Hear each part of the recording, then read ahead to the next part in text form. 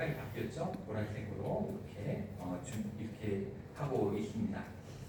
이 보라색은 어떠한 의미를 가지고 있는 거냐면 회개, 기다림, 준비 이러한 의미들을 담고 있는 색깔이 이 보라색이에요. 그리고 이 보라색에 담겨 있는 회개의 의미는 속죄, 우리가 죄를 용서받는 속죄의 의미도 있지만 그와 동시에 희망을 의미하기도 합니다.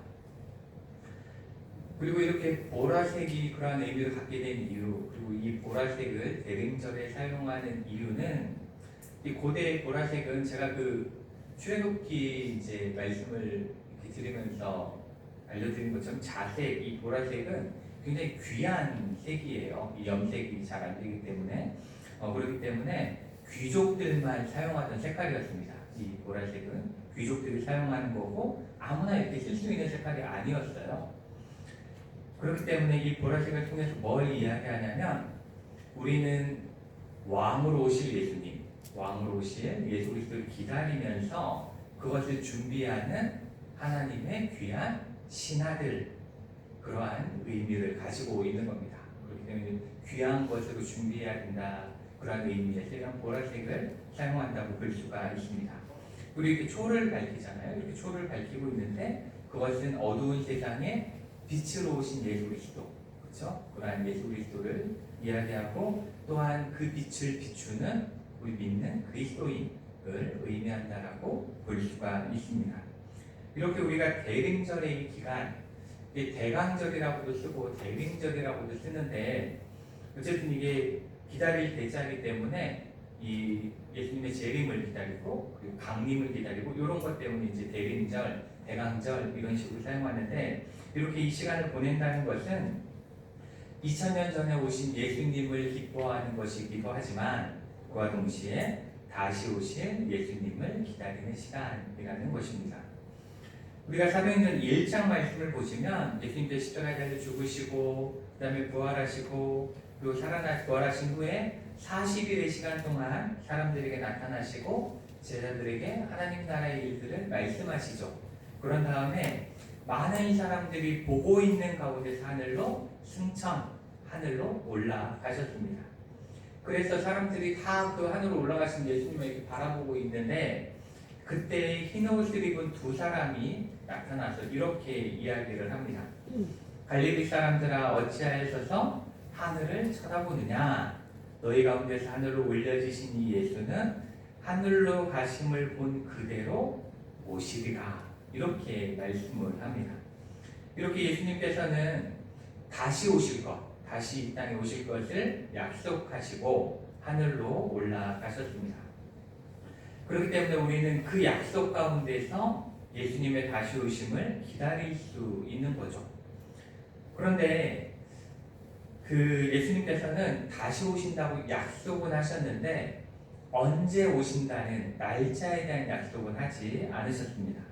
이 사도행전 1장 7절에서 예수님은 이렇게 말씀하세요. 예수님 말씀하시는 건데 때와 시기는 아버지께서 자기의 권한에 두셨으니 너희가 알 바 아니요. 알 필요가 없다는 거죠. 너희가 알 바 아니다. 이렇게 말씀하셨고 오늘 우리가 읽은 본문 36절에서도 그날과 그때는 아무도 모르나니 누구도 몰라요. 하늘의 천사도 모르고 아들 예수님도 모르고 오직 아버지만 아시느니라 이렇게 말씀을 하고 있습니다.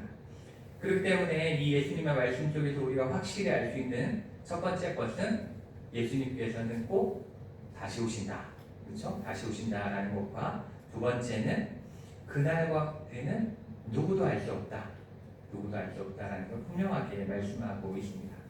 그러니 우리가 이 예수님께서 다시 오심에 대해서 기다리면서 가져야 될 믿음의 자세는 첫째는 예수님의 재림하심에 대한 확신을 갖는 것. 이 믿음이 필요하고 두 번째는 언제 오실지 모르지만 언제 오시더라도 기쁨으로 예수님의 오심을 맞이할 수 있는 믿음의 모습들을 갖추는 것. 그것이 중요하다라는 것이고 그러한 신앙을 우리가 갖는 걸 뭐라고 표현하냐면 재림신앙을 갖는 것이다. 우리가 흔히 이렇게 표현을 합니다. 이 재림신앙은 어찌 보면 기독교 신앙의 가장 핵심적인 부분이에요. 핵심적인 부분인데 우리가 보통 믿음에 대해서 이야기할 때 어떻게 이야기를 하냐면 예수 믿고 잘 살다가 죽어서 하늘나라에 가는 것, 천국에 가는 것을 우리 신앙의 목표라고 생각을 합니다. 그렇죠? 그것을 목적이라고 생각을 많이 해요. 그렇지만 기독교 신앙의 진정한 본질은 우리가 믿음 가운데 죽어서 하늘나라에 가서 끝나는 것이 아니에요. 그것이 아닙니다. 이 진정한 기독교 신앙의 본질은 예수님께서 마지막 날에 다시 오셔서 산자와 죽은 자를 심판하시고 그리고 하나님의 왕이 되시는 영원한 하나님의 나라를 믿는 자들이 살게 하는 것, 이것이 가장 중요한 핵심이라고 볼 수가 있습니다. 그래서 우리가 사도신경으로 우리가 신앙을 고백할 때 뭐라고 고백하냐면 하늘에 오르시어 전능하신 하나님 아버지 우편에 앉아 계시다가 어떻게 하세요? 거기로부터 살아있는 자와 죽은 자를 심판하러 어떻게 하세요? 오십니다. 이렇게 고백합니다. 그렇죠? 거기서 기다리십니다 라고 고백하지 않아요. 오십니다 라고 고백하죠. 그리고 마지막에 사도신경의 마지막에 뭐라고 우리가 신앙을 고백하냐면 몸의 부활과, 그렇죠? 몸의 부활과 뭘 믿어요? 영생을 믿습니다. 이렇게 고백합니다. 그냥 영생, 천국에서 영원히 살겠어, 이게 아니에요. 그렇죠? 몸의 부활과, 예수님만 부활하셨다는 게 아닙니다. 결국 마지막 날에 우리 모두가 부활해서 영원히 살 것을 믿습니다. 이게 바로 우리 신앙의 이 핵심이다라고 볼 수가 있습니다. 그리고 우리가 요한계시록의 마지막 부분을 보시면 22장 20절에 이렇게 말씀하세요. 이것들을 증언하신 이가 이르시되 내가 진실로 속히 오리라. 속히 오리라. 이렇게 말씀을 하십니다. 니네가 속히 오거라. 이렇게 말씀하지 않으세요. 내가 속히 오리라. 이렇게 말씀하고 그것에 대해서 뭐라고 고백하냐면 아멘. 주 예수여 오시옵소서. 이게 고백입니다. 우리가 잘 아는 사람 마라나타가 여기서부터 온 거죠. 마라나타가 주여 오시옵소서잖아요. 그렇게 마라나타를 고백하고 있는 겁니다. 이렇게 예수님의 다시 오심은 하나님이 우리를 향해 하신 소망이자 축복의 말씀인 겁니다. 그런데 이 재림신앙이 우리 기독교 신앙에 있어서 매우 중요함에도 불구하고 이 재림에 대한 잘못된 해석이 너무 많은 거예요. 잘못된 해석이 너무 많고 그것 때문에 생기는 문제가 너무 많다 보니까 교회에서 이 재림에 대해서 설교하는 걸 굉장히 꺼립니다. 왜냐하면 이 이단들이 잘못된 그 재림에 대한 잘못된 해석과 주장을 너무 많이 한 거예요. 그래서 문제가 너무 많이 생기고 그러다 보니까 마라나타라고 우리가 찬양은 불러요. 그렇죠? 마라나타 찬양 굉장히 좋아하고 많이 부르지만 정작 재림에 대해서 설교하는 걸 굉장히 어려워하고 이 재림에 대해 설교하는 걸 별로 좋아하지 않기도 합니다. 그리고 이러한 재림에 대해 설교는 뭐라고 생각하냐면 저 목사님 혹시 신천지 아닐까? 신천지에서 보낸 토락지가 아닐까? 이렇게 생각을 하기도 하고 우리 목사님 이단에 빠진 건 아닐까? 이렇게 생각을 하기도 합니다. 이 이단들이 그러한 일들을 많이 했기 때문에 그렇습니다. 그래서 제가 이단이 아니라는 걸 알려드리기 위해 이 이단들이 재림 신앙에 대해서 어떻게 잘못 주장하고 있는가를 먼저 잠시 말씀을 드리고자 합니다. 이 재림에 대한 잘못된 주장은 대체적으로 두 가지로 우리가 살펴볼 수가 있어요. 두 가지로 살펴볼 수 있는데 먼저는 재림이란 건 없다라는 주장입니다. 재림이란 건 존재하지 않아라고 이야기하는 거죠. 예수님께서 다시 오실 일은 앞으로도 없을 거야 이렇게 주장하는 사람들입니다. 이러한 사람들은 부활도 부인합니다. 승천하심도 부인하죠. 그렇기 때문에 다시 오실 일도 없다라는 겁니다. 예수님은 단지 부처나 뭐 이런 알라나 이런 뭐 마호메드나 이런 사람들처럼 그저 위대한 스승 중에 한 명이다라고 여기는 겁니다. 그리고 이렇게 이야기하죠. 예수님이 다시 오시겠다고 말씀하시고 승천하셨다는데 그런 지가 벌써 몇 년 지났어요? 2000년이 지났어요. 2000년이 지났는데 안 오시는 거 보니까 다 거짓말 아니냐? 이렇게 주장을 합니다. 그런데 이러한 주장은 2000년이 지난 지금만 있는 게 아니에요. 예수님께서 승천하신 후에 얼마 지나지 않아서도 이런 주장을 하는 사람들이 많이 있었습니다. 그래서 베드로후서 3장 3절과 4절에 이렇게 말씀하세요. 먼저 이것을 알지니 말세에 조롱하는 자들이 와서 자기의 정욕을 따라 행하며 조롱하여 이르되 주께서 강림하신다는 약속이 어디 있느냐? 조상들이 장부로부터 만물이 처음 창조될 때와 같이 그냥 있다. 이렇게 주장한다라고 말씀하고 있습니다. 이런 식으로 예수님의 다시 오심을 부정하는 자들은 초대교회 때부터 존재했습니다. 그렇지만 사도 베드로는 그렇게 말하는 자들을 향해서 이렇게 말씀하십니다. 베드로후서 3장 8절부터 10절에 이렇게 말씀하시는데 사랑하는 자들아 주께는 하루가 천년 같고 천년이 하루 같다는 이 한 가지를 잊지 말라. 주의 약속은 어떤 이들이 더디다고 생각하는 것 같이 더딘 것이 아니라 오직 주께서는 너희를 대하여 오래 참으사 아무도 멸망하지 아니하고 다 회개하기 이르기를 원하시느니라. 그러나 주의 날이 도둑같이 오리니 그날에는 하늘이 큰 소리로 떠나가고 물질이 뜨거운 불에 풀어지고 땅과 그 중에 있는 모든 일이 드러나리로다. 이렇게 말씀하고 있습니다. 이렇게 예수님께서 아직 오지 않으시는 이유, 아직까지 오시지 않는 이유에 대해서 하나님께서 우리를 향한 사랑이 너무나 크셔서 우리 중에 아무도 멸망하지 않고 다 회개하여 구원에 이르게 하시고자 합니다 라고 분명히 말씀하고 있고 그러기 위해서 오래 참고 계시다 라고 말씀하고 있습니다. 그렇지만 분명한 것은 예수님은 우리가 알 수 없는 그때에 분명히 오신다라는 것을 말씀하고 있습니다. 그리고 또 이 잘못된 재림신앙에 대한 두 번째 주장은 예수님이 언제 오시는지를 나는 안다 라는 사람들입니다. 주로 이제 종말론자라 불리는 사람들이 이러한 주장을 펴는데 이 종말론자들 중에도 이 종말론은 두 가지로 우리가 이 구분을 지을 수 있어요. 그 첫 번째는 우리가 잘 아는 시한부 종말론입니다. 시한부 종말론이 그 종말론이죠. 자신들이 예수님이 오시는 정확한 연도와 날짜를 알고 있다라는 거죠. 저번에도 한번 말씀드린 것처럼 대표적인 게 바로 이장님이라는 사람이 이끌었던 다미선 교회. 그 사람들이 이러한 시한부 종말론을 펼쳤고 1992년 10월 28일에 예수님께서 재림하신다 이렇게 주장하며 굉장히 뉴스가 됐던 적이 있습니다. 근데 이때 왜 사람들이 이렇게 많이 휩쓸렸을까? 그러한 주장에 현혹됐을까? 이런 것들에 대해 생각해 보면 저도 한번 생각해 봤어요. 그랬더니 그 당시에 제일 유행했던 책 중에 하나가 혹시 읽어보신 분 계신지 모르겠는데 휴거라는 책이 굉장히 유행했습니다. 80년대 후반에 휴거라는 책이 굉장히 유행해서 많은 사람들이 심지어 교회 안 다니는 사람들도 많이 읽었어요. 그 책을. 저도 읽어봤는데 굉장히 두렵게 하는 책이었습니다.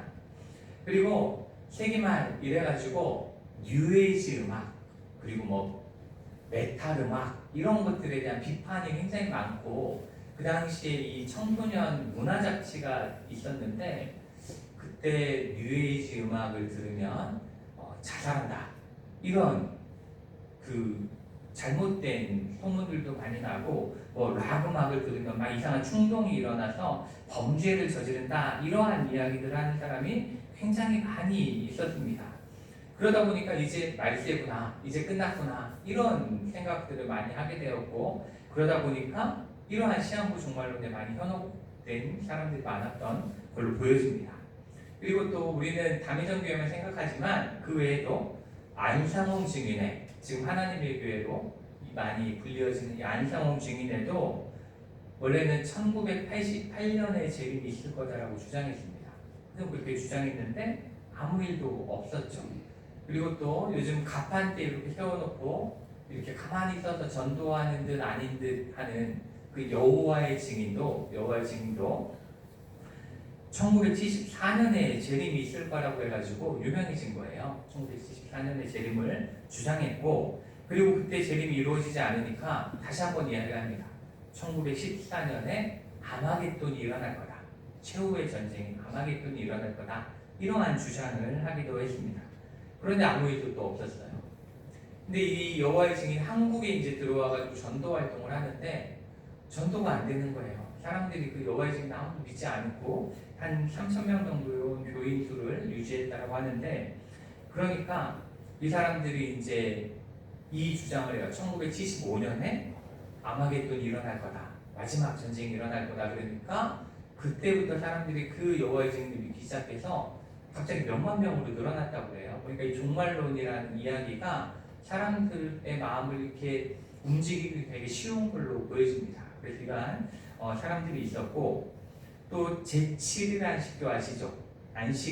안식교도 이 창시자가 윌리엄 밀러라는 사람인데, 이 사람도 1844년 10월 22일에 재림이 있을 거다 이렇게 주장을 했습니다. 그런데 재림이 일어나지 않으니까 또 주장을 바꿔요. 예수님께서 그때 재림은 하셨는데 좀 더 심사숙고하기 위해서 지성소로 들어가셨다 이런 식으로 주장을 하면서 그 바꾸는 일도 있었습니다. 이런 식으로 자신들이 정확한 날짜를 안다고 주장하는 시한부 종말론은 미래에 대한, 우린 다 두려움을 안고 살잖아요. 미래에 대한 두려움을 안고 살기 때문에 그러한 사람들을 미혹해서 잘못된 신앙으로 빠지게 하기도 합니다. 그리고 또 다른 종말론은 조건부 종말론입니다. 시한부 종말론이 있고 조건부 종말론이 있어요. 이 조건부 종말론의 대표적인 게 바로 신천지죠. 신천지인데, 신천지는 어떻게 되면 종말이 온다고 이야기해요? 신천지인이 14만 4천 명이 차면 예수님께서 재림하신다, 마지막 때가 온다 이렇게 주장했는데 14만 4천이 찼어요. 그랬더니 진정한 14만 4천이 차야 오신다 뭐 이런 식으로 해가지고 지금도 조건을 계속 변경하면서 이런 조건에 따라 이루어진다는 조건부 종말론을 이야기하기도 합니다. 그렇지만 이러한 주장은 모두 다 거짓이죠. 왜냐하면 분명히 성경에서는 예수님께서 뭐라고 말씀하셨어요? 다시 오실 그날과 그때는 아무도 모른다. 심지어 삼위일체 하나님 중에 한 분인 예수님조차도 모른다라고 이야기하신 정도로 정확하게 비밀로 하셨기 때문에 그렇습니다. 오로지 성부 하나님만 아신다라고 분명히 가르치셨습니다. 그러니 우리는 이러한 잘못된 믿음을 강요하고 불안한 마음을 이용하는 이러한 이단의 속임수에 절대로 넘어가서는 안 될 것입니다. 그러나 우리가 반드시 기억해야 되는 것은 하나님이 작정하신 그때에 예수님께서 분명히 다시 오실 것이다 라는 것입니다. 그렇기 때문에 우리가 이 재림에 대해서 바른 믿음을 갖기 위해 꼭 기억해야 하는 것은 예수님이 오시는 그날이 언제인지는 중요하지 않다. 그렇지만 언제 오시더라도 맞이할 준비를 하고 살아가는 것이 중요하다라는 것입니다. 그래서 오늘 말씀 42절을 보시면 이렇게 말씀하죠. 깨어있으라 이렇게 말씀하십니다. 어느 날에 너희 주가 임하는지 너희가 알지 못한다 이렇게 말씀하고 있고, 44절에서도 이렇게 말씀하시죠. 이러므로 너희도 준비하고 있으라. 그렇죠? 준비하고 있으라. 생각하지 않은 때에 인자가 오리라. 분명하게 이렇게 말씀을 하십니다. 예수님께서는 그날과 그때가 언제인지는 알 수 없으나 우리에게 다시 오실 그날을 기다리며 깨어 준비하고 있으라고 말씀을 하고 있습니다. 그렇다면 우리가 생각해 봐야 하는 것은 하나죠. 깨어 있다라는 것, 깨어 있으라는 것, 준비하라는 것. 그것이 과연 어떠한 의미인가? 그렇죠? 깨어 있으라는 것이 어떠한 의미고 준비하고 있으라는 것은 어떠한 의미일까를 생각해 봐야 합니다. 그 의미를 이해하기 위해서 저는 오늘 그 말씀 속에서 37절과 39절까지 말씀 속에서 예로 든 노아의 이야기를 좀 살펴보려고 합니다. 노아의 이야기를 통해서 그 의미를 좀 찾아보고자 하는데, 이 노아가 살아가던 때에 그 땅의 사람들은 하나님께서 홍수로 심판하실 거라고는 누구도 생각하지 않았습니다. 그렇죠? 심판이 있을 거라고는 누구도 믿지 않았습니다. 그러다 보니까 자기들 마음대로 살아가는 거예요. 자기들 살고 싶은 대로 살아갔던 거죠. 세상이 악하고 부패하여서 하나님께서 한탄하고 마음에 근심하였다라고 기록할 정도로 이 세상에 문제가 심각했음에도 불구하고 그들은 전혀 걱정하지 않았습니다. 그 문제에 대해서 전혀 걱정하지 않았죠. 영적으로도 전혀 깨어있지 못했습니다. 왜냐하면 그들은 하나님께 대해서는 무관심했고 자신들의 유익만을 추구하며 살아갔기 때문에 그렇습니다. 그렇지만 노아는 달랐습니다. 노아는 달랐죠. 성경은 그 노아에 대해서 뭐라고 소개하고 있냐면 첫째는 그가 의인이요, 둘째는 당대의 완전한 자고, 셋째는 하나님과 동행하는 자였다라고 소개하고 있습니다. 여기서 의인이라고 소개하고 있는데 이 의인이라는 말은 히브리어로 차다크라고 읽어요.